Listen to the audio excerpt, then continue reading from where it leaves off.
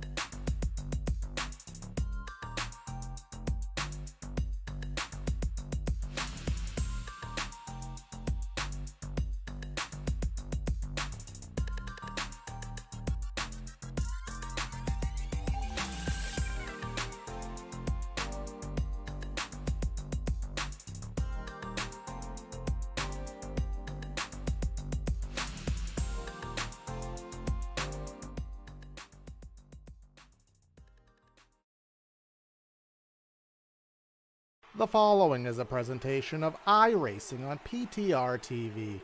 We'd like to thank all of our channel partners for their support. Please like and subscribe to the channel, and we hope you enjoy today's broadcast.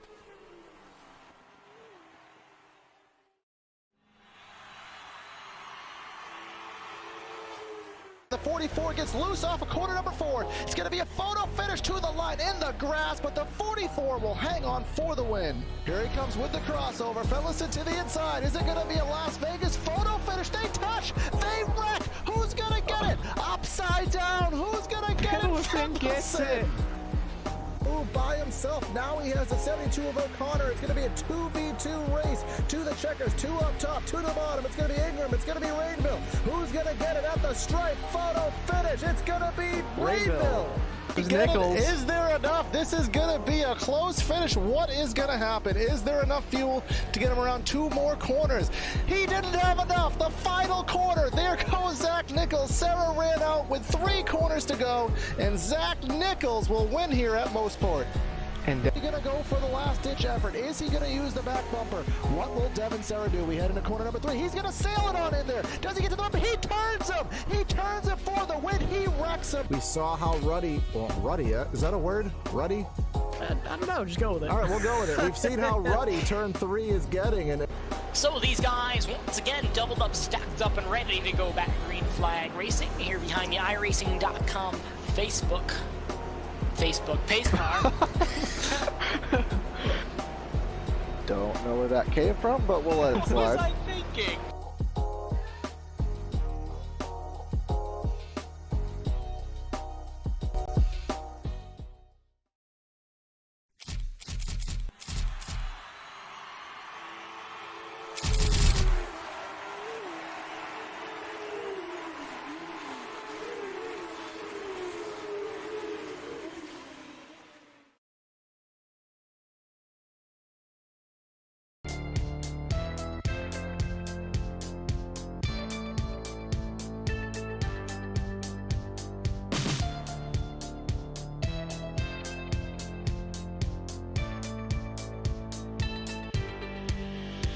Myrtle Beach Speedway, a track with history dating back to 1958 that unfortunately concluded in 2020. It was one of the most unique short tracks in the country and was a staple on late model and modified car schedules around the country, famously hosting the Icebreaker 125 up until its demise. Luckily, we have the digitally preserved version with us here on iRacing so that we can host tonight's sprint car Strength of Field race live here on PTRTV, and we are proud to give you the action here tonight. Again, welcome everybody to PTRTV for the iRacing Sprint Car Cup at Myrtle Beach. It's going to be myself, Corey Silva, manning the cameras and in the booth tonight, along with my buddy Tyler Orn, giving us the action here every Tuesday night on PTRTV for Season 2 of the 2022 official series campaign. So Tyler, here to a very obscure short track, unfortunately, that I believe is now a land housing development, but at least we have the digital version, and hopefully it puts on a good race for us here tonight. Yeah, Corey, great to have you up here in the booth with us tonight, and you're right. Unfortunately, this track no longer exists. I think it's turning into a bunch of condos, but this is a very quirky venue for any car. In particular, if you look at the layout, it's an offset D-shaped track. It looks a bit like a mini Rockingham, and one thing I'll note too, Corey, is the last few weeks, especially at Lanier, we saw a lot of drivers trying to hit that apron, getting everything they could. In particular, we saw Andrew Kay and Jeffrey Stanton have an accident over that. But at this track, you have to avoid the apron. There's rumble strips down the bottom, and that can easily upset your car. Yes, they are. And I think you may have been able to see that on our B-roll footage, our slow cam shots before the race, but we'll see if we can show you that in turn 1 right now, following the number 10 machine of Rich Foreman right there in 1 and 2. You can see those little speed bumps, if you will, on the bottom there. You don't really have them in 3 and 4 because the pit wall is kind of your barrier to going too low on the track, but those will, especially in these cars that are right on the ground, don't really have much body work to mess with. Those will definitely cause some suspension damage and potentially make you lose control of the vehicle, so you will have to stay off of those. And again, I think we're going to have some different lines here tonight, Tyler, because there are different approaches to the corners. You kind of made a good reference to calling this place Rockingham, so Rockingham known for different apexes, different, corner entries, and where do you run in the center, how do you get off the corner. A lot of things to challenge these drivers here tonight. Yeah, it's not going to be much of a bottom groove track like we've seen recently. And also, when you look at the shape of it, as I mentioned before, your entry into turn 1 versus turn 3 is going to be a little bit different because of the angle that you have. Yeah, most certainly is the case. So bringing up some race details for us here today. The weather conditions, will start off with those. Obviously, we are under the lights here, so the temperature is going to be obviously on the lower side, 65 degrees with a 67-degree track temp. I think that's basically as cold as iRacing will allow it to be, so that'll obviously help these drivers out. But we do have a 10-mile-an-hour wind from the northwest, so I'm not going to lie, Tyler, I don't have a compass to know which is north and which is south here, so that will be something to see. But something else to see is going to be the starting lineup, so we're going to make sure we bring that to you. Again, thanks everyone for watching PTRTV tonight. Make sure you like and subscribe if you have not done so already. But here we come down to the starting lineup here tonight at Myrtle Beach Speedway. On the pole, and that number 6 machine is going to be Dan Smith with a lap time of 17.171. Good time on his behalf. Mitch Janowski had a good run last week. He's on the outside of the front row. In third, we're going to have Ryan Sellers. He's been the man of the season thus far, along with Derek Love. Austin Rich Miller is going to roll off in 5th, and we have Jeffrey Stanton in the 6th spot. Rob Quinsel in the 11 will roll off in 7th. Brian Payne in 8th. And rounding out your top 10 is Robbie Swan and Ray Farlow, 2 names we haven't really seen this season, Tyler. In 11th, it's the number 13 of Jason Steinhurst, and to his outside, the 10 of Rich Foreman. Starting in 13th tonight will be the 14 of Michael Berry, and in 14th, it's the 16 of Travis James. In 15th, it's the 9 of DL Lemon, and 2 DLs outside is the 16 of 15 Joshua Ace. In starting 17th position, it's the 18 of Josh Northay. And in 18th position, in the number 17 car, it's Jeffrey O'Brien. All right, and I believe that is the 18 drivers that have decided to take time here tonight to the Myrtle Beach Speedway. So our race details here, presented by Sunshine Boy on Twitch, actually, our commentator Evan Black. He is sponsoring a graphic here tonight. Open setups here in the Sprint Car Series with a 25 incident limit. I don't think that should be something that these guys will hit, but you never know. And again, caution laps do not count, as we've seen that come up many times this season. So if caution comes out on lap number 2, those 3 or 4 laps will not count. We will resume the race on lap 3. So first pace lap is just about complete. Guys are getting their tires nice and warmed up here. Again, that cold track temp, you're going to want some tire heat. And one more time around before we get this race underway. And this is a 50-lap race, so these are about 17-second laps these drivers can make. So if we go caution-free, it won't take too long. However, as we've seen in the past, these races can get pretty high on attrition, Corey. Yeah, it seems it's very week by week. We've had races fly by, and we've had races that just, you couldn't get them going no matter how hard you tried. So we'll see which one is going to be on offer for us here tonight. The pace car will turn in turn number 3 here at Myrtle Beach, and we'll see when Dan Smith decides to get this race underway. Waiting for the flag man to give the call. He has the green flag in the air, waiting for him to wave it. There he goes on the loud pedal. Here we are racing at Myrtle Beach. And Dan Smith is off to a great start. He's leaving 2nd and 3rd place in the dust, but a great battle between Ryan Sellers and Mitch Janowski, I believe. Now Mitch goes back into 3rd place. I remember Ryan Sellers last week at Lanier had a lap 1 incident, got loose on the back straightaway into the fence, and basically his night was over before it started. So he's going to look for that redemption here tonight, getting that 2nd spot right off the get-go here. We'll see what he can do with Smith, but Smith is already out to that half-second lead, as I believe Stanton. Oh, we've got a caution out on the track. All right. Somebody low on the front stretch. We see Josh Northy. He is the one that is slow. We'll boot up the replay here, see if we can see what happened to Josh. Looks like he's coming off corner number 4 here, and it's hard to say if he got loose here. That's kind of a weird one. I can't really explain that one too much. He just kind of kept turning a really slow loose, if you want to call it that, but regardless of such, it will put us under the first caution of the race. And we did get 2 laps complete, so I think it's a little bit better than we did last week. Well, we've talked about it, I think, every race, how important throttle control is. And I've noticed in particular on corner exit in these cars. I ran a few test laps before the race today. And I mean, it is very easy for it to get loose on you, just like that coming off the turn.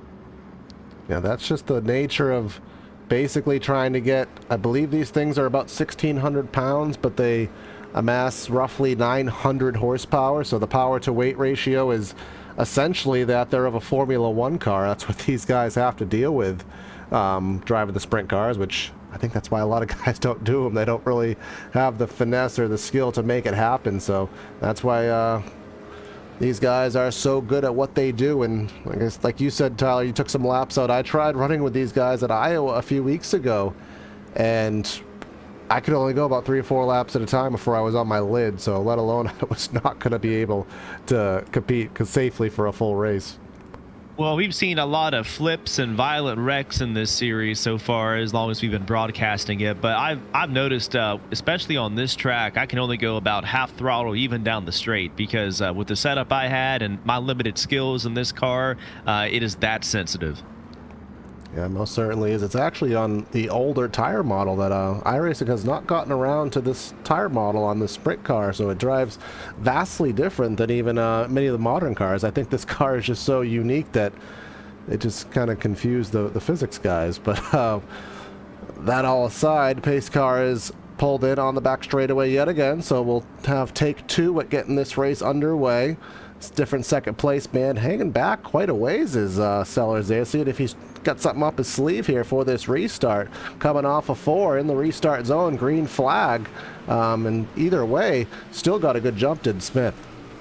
Yeah, I think Sellers was trying to lay back a little bit to get a run, but it didn't work.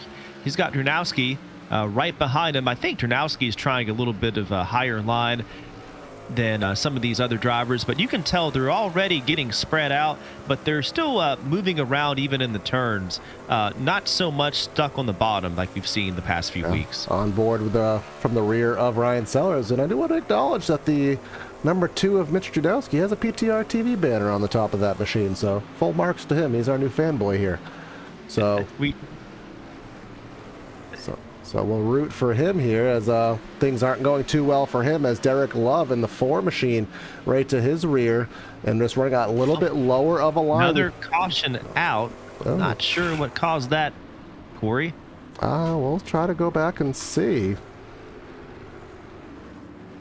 Maybe, Jason Steinhurst is flipped over in turn number 3. Yeah, so we're going to take a gander that he somehow was involved in this, so... I think I just got it there, so let me get a good angle of it here for our PTRTV replay. Coming off corner number 2. Even so, a couple drivers ahead of that. Yeah, Brian Payne and Robbie Swan.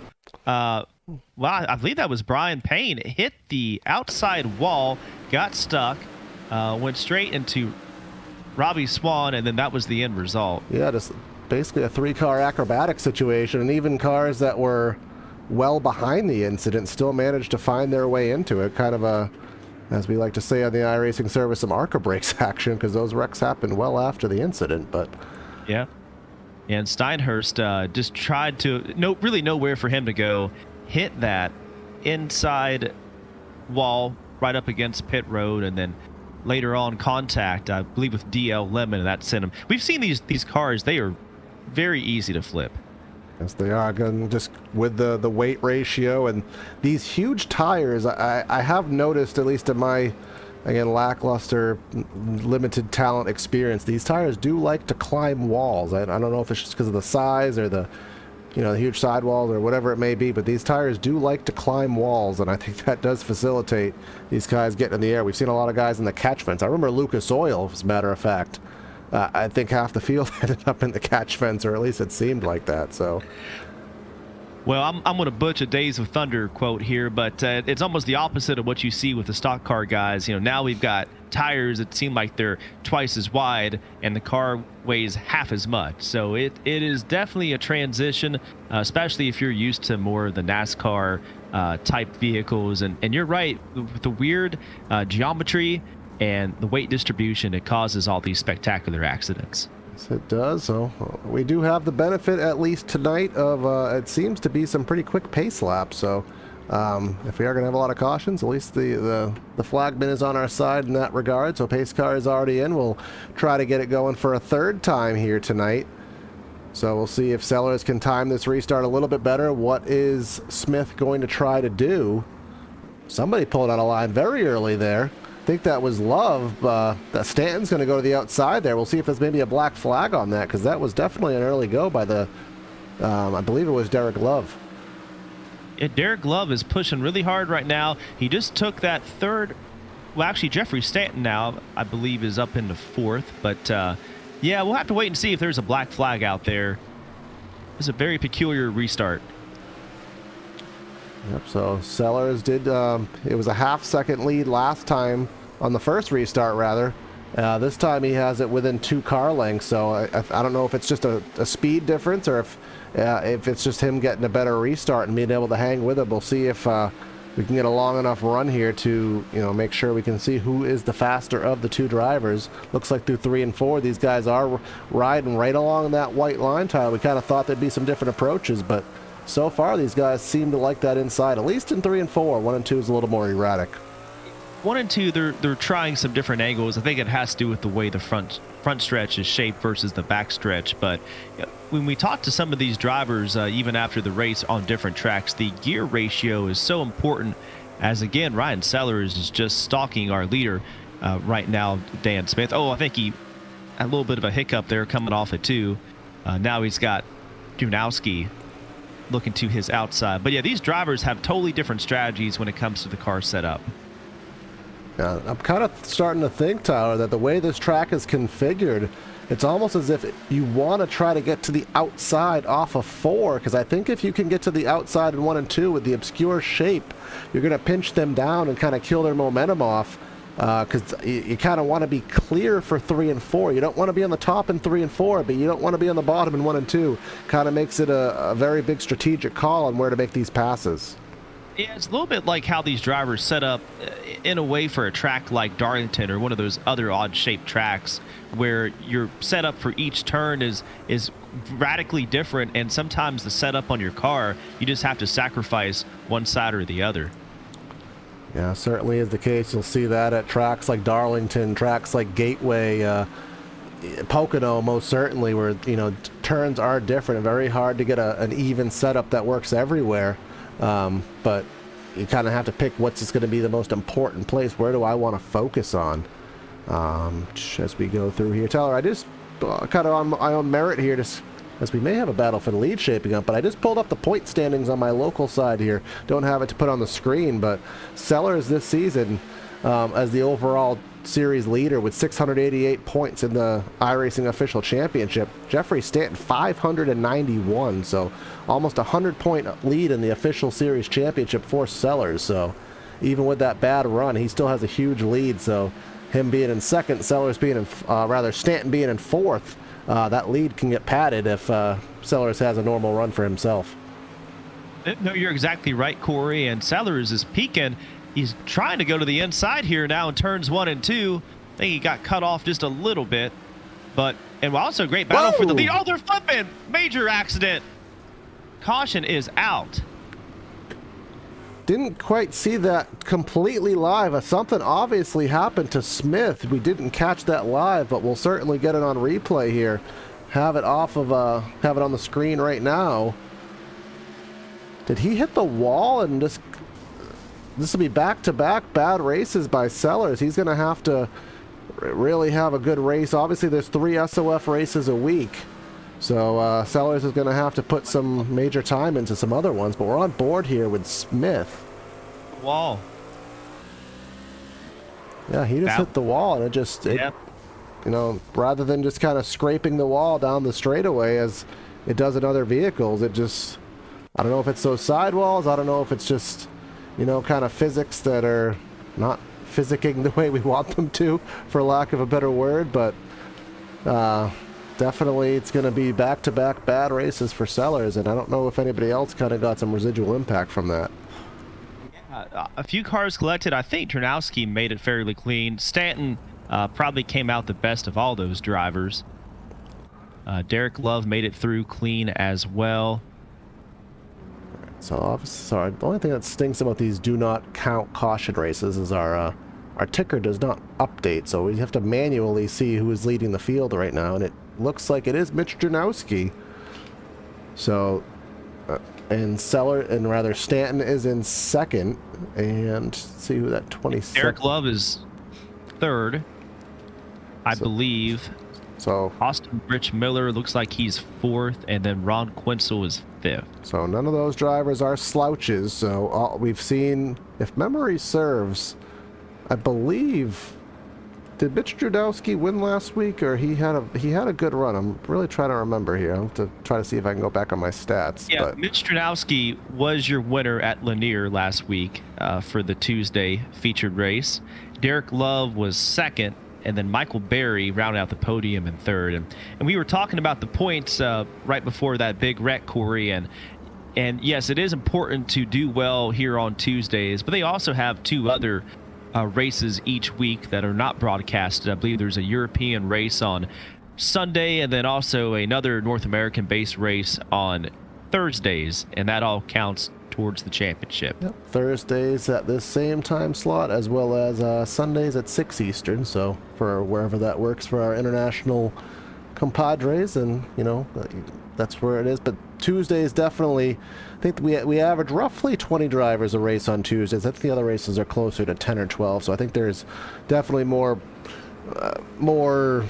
emphasis put on this race, perhaps because we're covering it, but whatever it may be, I think these guys do want to have good runs on Tuesdays, and we're still waiting to have Stanton in victory lane. Surprisingly, we have yet to see him in victory lane on a Tuesday, as well as he's run in many races we've covered. So maybe tonight's the night, but now Mitch Janowski, he's going to be the leader in charge of this restart. So what is he going to choose to do? How is he going to get on the loud pedal, and can Stanton hang with him? We're waiting.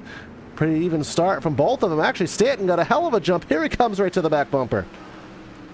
Yeah, he is looking to his outside. Right now, Janowski has about a 3-car lead going into 3. Seems like Stanton is better on entry, but he loses it coming off the turn. Yeah, it's easy in, hard off. That's usually, racer's mindset, especially on short tracks, saving the rear tires especially. So typically the guy who's better entering the corner, usually he does have that as his failure. A lot of times it'll end up burning the right front up as well. What do you want to burn, the right front or the right rear? It's usually the kind of decision you have to make, but so far that lead is right there. He got a good run off a 2, close right to the back bumper of Janowski. He's going to take a little bit higher line, try to get that run off a 4 on the outside. Caution is out. And never mind. We have is that Michael Berry, I believe, is the Michael Berry and somebody else I saw side by side. O'Brien, perhaps. Come from our blimp cam. 15 got loose. 14 didn't have anywhere to go. They both literally met in the inside tire wall, inside pit wall rather. Yep, just tough racing. Those two drivers, and again, the biggest thing here is you've got to finish the race. You can be battling really hard, but just got loose coming off the turn, and it's a byproduct of this vehicle. But gosh, you can't overdo it, especially in a car like this. You've got to make it to the checkered flag, and unfortunately for them, that's a lot of damage to their cars. Yeah, something that, and I'm going to relate it back to what I said earlier, Tyler, about me trying to race with these guys, is something that does happen, and it's kind of an impulse decision for some drivers who maybe haven't driven this car in a while. They see they see it on the charts on iRacing that it's a pretty good field for this car. Maybe I'll give it a try, and they kind of forget this car is a beast. Maybe I didn't get enough practice. Maybe I need a little bit better setup or some more time in it. And I think we've seen some of those drivers we're not used to seeing have been the ones that have had most of the issues here tonight, for the most part. I rating isn't everything, but gosh, if it's a high strength of field, you've got to figure that the overall competition's pretty tough, and if you go against competition as fierce as these drivers, in a very difficult car to handle with little experience. That's what happens.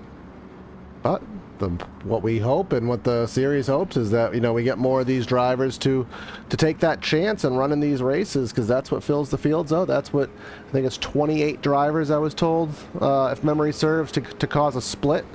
So if we start getting a couple more of those drivers to, get some more experience, show up week after week, we get the splits, then the good guys were with the good guys, the lesser guys are with the lesser guys. I think, it's kind of the whole matchmaking goal of iRacing, to get a little off topic but detailed. So we'll see if we indeed get the lights off on the pace car this time. We had a good battle for the lead shaping up. I feel like we have a barn burner of a race on our hands here. We just gotta kind of weed some of them out so we can get it going, and lights will go out this time by. So we'll see what happens this time if Stanton can complete that pass.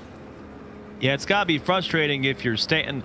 I figured he was right there, ready to make the move. I think he was to his inside right whenever that caution came out. But hey, he's still got 30 more laps to go. 30 laps to go. Pace car will be in once more time, so they've had a lot of time to play these different games on restarts, come up with different strategies. So we'll see what it is indeed for this time around. I think they like to go right at that line that's kind of this unofficial restart zone, and there they are getting on the loud pedal that time by. Dronowski got a pretty good jump, better than he got last time, but Stanton, with that good entry, as you talked about, eats up a lot of that gap. Yep. It'll probably take Stanton a lap or two to get back up to his bumper, but he is a man on the move already, looking to the inside, going down the straight. Yeah, into one, we talked about those bumps and that interesting shape down there. It kind of makes it hard to hold your momentum, but 3 and 4 is where you want to be on the inside, or so we thought. But watch out for Derek Love. Where is he going to go? Which line is he going to follow? Is Stanton going to be able to clear this time by entering 1? Yeah, I think Stanton, loses a little bit of momentum. Oh, yeah. Now still side by side, though, going into 3. They're neck and neck right now. I'm not sure if they're running their preferred lines at the moment, but they're both fighting really hard. Yeah, it looks like Dronowski is using that outside to his advantage. I think he may have got a little bit higher than he would have wanted through 1 and 2 that time, so they're going to be door-to-door. An advantage I would think was going to go to Stanton on the inside, but I'll tell you, Dronowski's pinching him enough to where that second lane is really kind of just stunting everything that Stanton can do. And just as I say that, he may be able to clear it, but he can't get off the corner. Caution is out again. Every time we have such a great battle. All right, let's try to see what it is this time. I believe it's Rob Quinzel in the number 11 machine. He is head first into the barrier, so scroll back away, see what happened. We've got it live on the screen right now. And a little bit of contact with the 7 machine. I believe Austin Rich Miller that was. That's all it was. Yeah, very peculiar.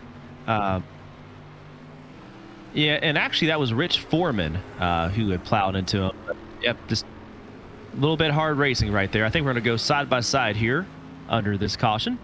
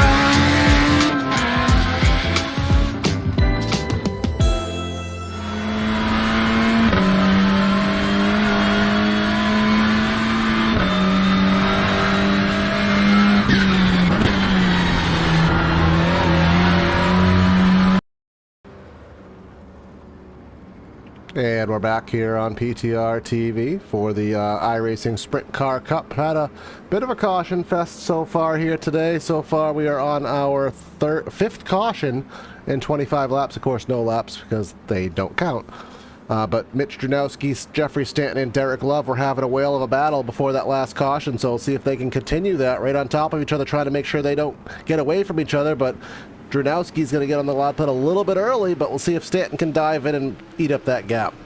Yeah, Stanton very aggressive in a turn number 1 right now. And again, don't forget about Derek Love. They're a little bit spaced out here at the moment, but Derek Love showed a lot of speed as well.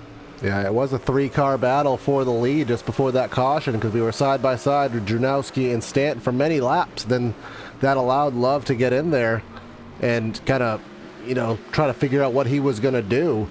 But unfortunately, it got broken up there. You can see that 27 on Love. He is registering as 4 on our data here, so forgive us for any mistake there. That is kind of just a nuance of the systems here. But here comes Jeffrey Stanton again, closing right on in. A little bit of a wiggle from Drunowski. Stanton's going to go high. I think this is going to be what he needs. We saw how Drunowski held him off last time on that outside groove, but now Stanton's going to have that preferred lane. Yep, Stanton to his outside going into 1. But Drunowski fights back. Wow! Oh, big wiggle wreck there. Yeah, I think he was going to try the crossover, just didn't quite work out for him. But he's got to regroup. He's still right there, but he's got Derek Love on his tail. I think that's Austin Rich Miller right behind Love as well. And now Love is peeking to the inside of Stanton. Makes you think if maybe it's a setup thing. We know that certain tracks, you're set up for certain lines for certain ways. Maybe Stanton just can't run that top the way that Drunowski was able to. See, he's running the top this time, but he got way too high. That's going to let Love basically clear for that position. So it seems Stanton really needs to be right around that bottom groove, which is going to make passing even more difficult than he's going to want it to be. Just in particular, in turn 1, he was taking a much lower line, even by himself. Just the way he wants to angle that car into 1, it's much more against the orthodox strategy of going high and then entering low. Austin Rich Miller in that number 7 machine is not too far behind this, so you can see as Stanton starts to have a little wiggle here and there that maybe that'll allow that 7 machine to get into the battle. And we'll pull up on our ticker here. We'll switch the gaps over to lap time so you can kind of see who is running what. Last time by a 17:37 for our race leader, a 33 for Love, so a smidgen faster. Stanton actually ran a 29, so Stanton fastest car on the racetrack, at least that last lap. So let's let it refresh and see what it is this time by 33, 36, 40. And now Stanton goes to the slowest of the top 3, so quite the variance here, but he is closing once again on the back of Love as Drunowski pulls away a little bit. Yeah, Drunowski loves this. He wants to have those 2 and 3 place drivers keep battling it out and let him get a little bit of a gap on them. Now we'll go on board with Stanton here as he's getting loose off a 2, as if there's an oil slick off of there. That's two out of 3 laps, a big wiggle from that number 94/number 3 machine. So he seems to be getting through 4, and he gets through 1. He gets through the center, but really just kind of tentative on the throttle on exit, and that's hurting him because he needs to get that good run to get him through 3 and 4. Here he comes with that little look to the outside. He's trying to set it up, trying to go high, but he doesn't have the car. Caution again, Corey. Brian Payne, and I see the 17 of Jeffrey O'Brien sideways off of 4. I think we had 2 different incidents, perhaps. Well, we'll pick the first one. We'll pick O'Brien because that's the one I found first, and let's see what happened. He was just running completely by himself. Actually, he spun himself out trying to avoid the other machine. I don't know if you can pinpoint that one for me, Tyler, so I can cue it up. Brian Payne, farther up ahead, just broke loose on him. Started to go left, overcorrected and smacked that outside wall. All right, we got him on screen right now. Oh, yeah, that is I don't think he expected that thing to bite that far to the right that quickly, but fortunately for him, it did. And it's going to be likely terminal damage as we will close in on 12 to go. But one thing I saw that time, Tyler, is that it seemed that Stanton was really trying to do like a high-low, trying to get that crossover, trying to get that setup. But I think that car is just a little bit too loose, or that right rear is a little too burnt off, that whenever he tries that little crossover, it just kind of steps out on him. Yeah, I don't know exactly what it is that he prefers at this point, because I've seen him try all kinds of different lines and maneuvers. But whatever it is, he is struggling trying to get it back. You know, he was on a roll there earlier. Felt like he had the best car, but you know, whether it's the tires or even the fuel, we talk about how sometimes as the fuel depletes, that can change the balance of your car as well. Just it's hard to tell, but it's not handling the way he wants it to.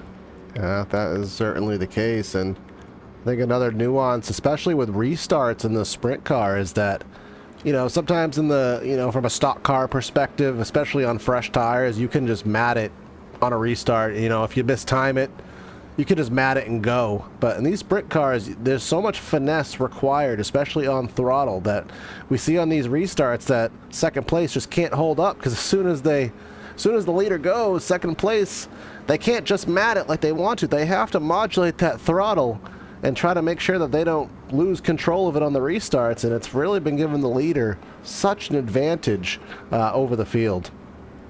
Yeah, it's kind of like driving a Indy car, a Formula One car on steroids a bit with these. You cannot just mash the throttle.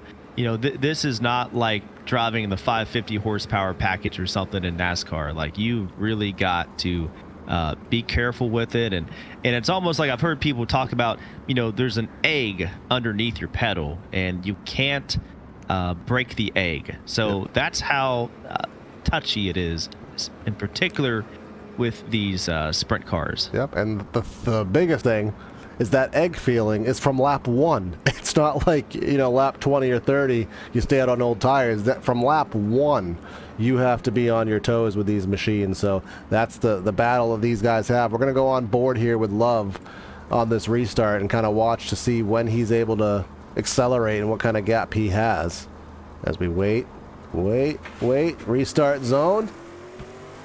And I'd call that one a pretty good restart for Love, as he's going to need it as the laps are ticking down. No, great restart by Love. I feel like the leader always has the advantage, but he hung in there right there with him. But, you know, Stanton is trying to stay with him as well. Those top three seem to have moved into a class of their own at the moment. Yes, they are, as Austin Rich Miller is kind of falling back. So without the help of another caution, I think it's going to be these three, but we'll see what happens. As you can see, Stanton trying to use that outer lane, but didn't quite get the run on exit I think he would have expected from it. We'll see what happens through 1 and 2 this time. And Love going more to the outside compared to our leader. Dives back in. Now he's looking to the inside as they go down the front stretch. Right there at his quarter panel. We've seen Dranowski hold off Stanton on that outside lane for lap after lap. We'll see if the same can be said with Derek Love, who, again, he's had a great season this year. We're trying to go for yet another win. I believe he does have a win on the season if memory does serve. So we'll see what happens. Still side by side for lead. I think he's going to have him clear this time. As long as Love can get a good run on exit, Love is going to clear, and that's likely going to be the battle for the win, because I don't know if he can get back to him. Great move by Love, but he's still got company right behind him. Dranowski is not going to give up so easily. Oh, he's not. Maybe he'll learn something with the line and be able to apply that and try to make a comeback charge.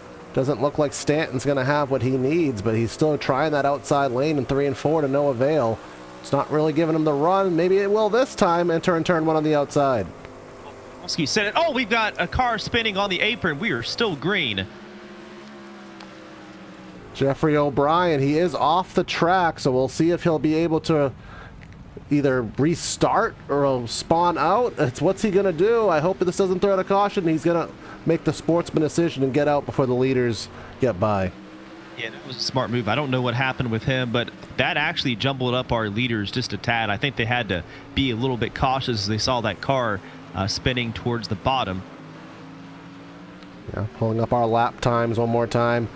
last time by. Stanton, again, the fastest car on the track. He just can't really figure out the passing perspective. Didn't look like Dronowski got off a 2 very well that time. We'll see what the laps are now as we come to 3 to go. Love's got to be careful here. One little mistake, and he's got 3 other drivers in his rear view mirror ready to take advantage of it. But right now, he's sitting pretty. Yes, he is. He has about 0.3 of a second gap, and unless he makes a mistake, which has happened many a time tonight, I think he's going to have it in the bag coming to 2 to go. Stanton's really trying to make a move, but it's not working, and big wiggle from Dronowski off 2 that time. As it goes through turns 3 and 4, the white flag is out. One more lap to go here for Derek Love. Now, Dronowski is close enough. I don't know if there's anything he can even try, but he is close enough. Big wiggle there off of 2. That pretty much eliminates any move he have. That gives Love the gap he needs. Entering 3, Stanton's trying to make something for second, but it's not going to be enough. Derek Love wins here at Myrtle Beach in the sprint car strength of field race. Excellent race by Derek Love. You know, he stayed in contention throughout the entire race. I think the car came to him as the laps wore on, and we haven't seen a lot of passes for the lead, especially in the second half of the race. So impressive move by him, getting to the inside of Dronowski and getting that car to victory lane. Yes, he is, and that's where exactly he is going to park it, right there on that front straightaway little makeshift victory lane. So as he does that, let's go ahead and give you the final results here tonight from the Myrtle Beach Speedway.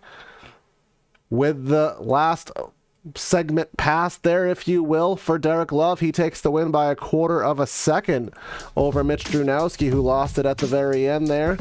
Jeffrey Stanton will get that 3rd place finish. Austin Rich Miller hangs on in 4th. And then at the end, we have Rich Foreman running out the top 5.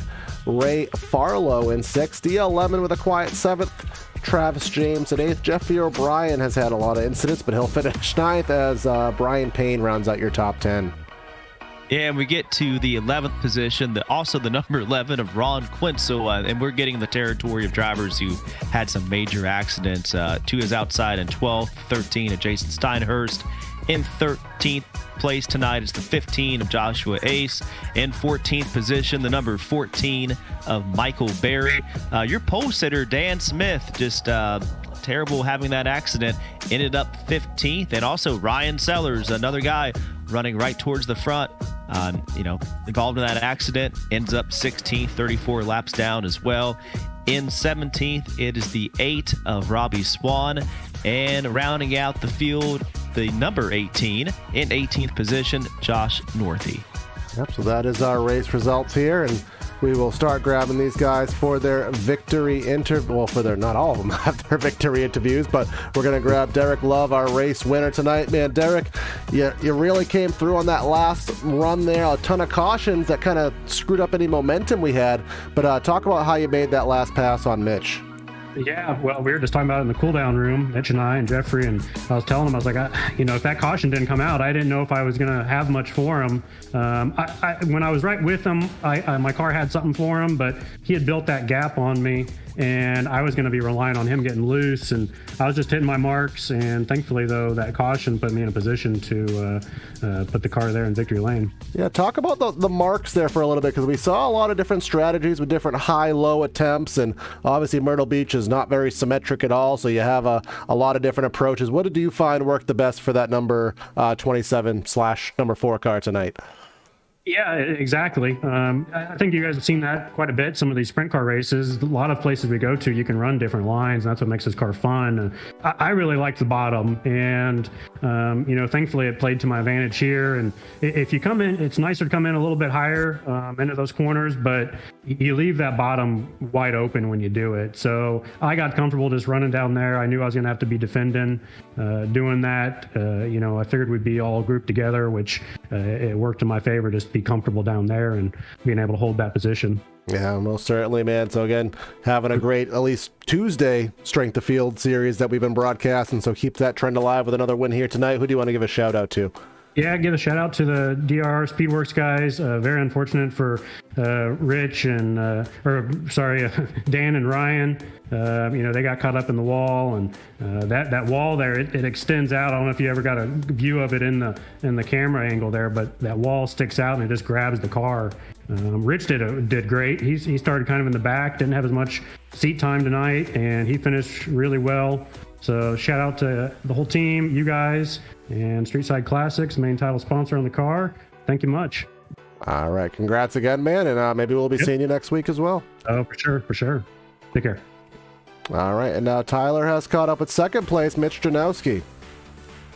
Yes, Corey, I'm down here with the number 2 driver who started in second tonight and finished second. And Mitch, you had a lot of speed tonight, led quite a few laps. Just seemed like Stanton gave you a battle in the first half, and then Derek Love in the second half. How was it out there tonight? A lot of fun. It was a good race. I think I had a battle and a push all night, and as the race went on, it got a little worse. But I think Jeffrey and Derek were just a little bit quicker than me, and trying to keep them behind me, I think I overpushed the car a little bit, and maybe just something to look at to try to fix that tight going in. But we had a good little battle there in the middle, and then I was hoping that last yellow wouldn't come out. I thought maybe I would have had enough time to hold him off, but Derek was nice and smooth and patient back there, and once he got by me, it was just tough to get back to him. Yeah, Mitch, it seemed like the cautions maybe hurt you a bit. How was it, though? You did a great job as far as trying to fend off those guys. Any strategy in particular? You trying to maybe run a different line than what they were, or what was your overall strategy for dealing with the guys trying to take your lead? Yeah, other than that one yellow where Ryan and Dan got caught up, which was unfortunate for them. I think they might have been the class of the field. The yellows didn't help me too much out front because it would stack us back up, but I just tried to get a good jump off the line, and then going down into one with it pushing as bad as it did, I would just try to enter a little lower, maybe loosen it up and then use the gas to help rotate it. But I know that Jeff was a little better getting in, so he could run like a lane higher and set me up for a move down the next straightaway. But it just was what it was. Gotta go back, look at the setup, try to make some tweaks, but all in all, it was a fun race. All right, Mitch, well, great run tonight. Congratulations on your runner-up finish, and hopefully we'll see you next week. Thanks, guys. All right, and now our third place finisher, Jeffrey Stanton. We'll grab him. All right, Jeff, you had a pretty good day overall. Had a couple shots at the lead, but just couldn't really make that inside lane work with Mitch on the outside. And then at the end, when Derek got by, obviously he pulled away. Kind of talk about your race and what you needed a little bit more to get that one or second place. Honestly, more patience. I was just roasting the right rear off all race. The yellows were kind of helping me reset back and try to stay patient, but honestly, I was just over, like I'd sniff the lead or sniff second, and I started over driving it, that type of deal, and just roast the right rear off on exit 2 and exit 4. So one of them deals. Yeah, we saw you a lot of times, especially 2. We at least caught a lot of it on camera. It seemed like you were trying some different approaches with the kind of like a high low, and I didn't know if that was putting too much load in the right rear. But overall, what we saw, that inside lane struggled, and you also kind of washed up on the outside lane a little bit. So what was your preferred lane tonight? Is there anything that you think you may have been able to do besides just patience to maybe get by Mitch in that side-by-side battle? Yeah, I prefer the outside a little bit more. It's always tough here because you don't want to get too far outside with a back straight wall being cambered in towards the track. So, I mean, it caught out Dan and Brian there earlier, which I hate that for them. So, just one of them deals. It's always tricky here. But it's a fun track. Yeah, it is. And, well, either way, still on the podium, man. Nothing to complain about there. And we'll be heading to the fairgrounds next week. Any shout-outs you want to give before we let you go? Yep, I want to thank Napa of Rockwell, everyone else that supports me, and y'all for broadcasting. All right, appreciate your time, man. We'll catch you soon. Thank you. All right, Tyler, so that's another broadcast here on PTRTV. We had a slightly caution-ridden race, but overall these guys did a pretty good job. As I kind of alluded to, we'll be heading to Nashville Fairgrounds next week, so it's actually the first time I've ever covered a race there, so that'll actually be a pretty good time. Any final takeaways after tonight's efforts, man? Yeah, this was a fun race, and despite all the cautions, we had a great battle for the lead with multiple drivers. And you mentioned Nashville. I've actually broadcasted a few races at Nashville in different cars, and I got to tell you, every time I go to Nashville and broadcast a race, it's always a barn burner, especially with the high banking. It's just such a unique venue to go to, and I'm really excited. All right, so we'll see if it's me and you next week, or let's see if our buddy Brandon Kreutz is back. But either way, make sure you stay liked and subscribe to the channel. Don't miss the races. We have a bunch coming up here on PTRTV, so check out our website, our YouTube, all that fun stuff. Help us grow, and like, subscribe, all that fun stuff. We say it week to week, but yeah. Anyways, that's another broadcast. Corey and Tyler signing out. Have a great night, everyone, and we'll catch you next time.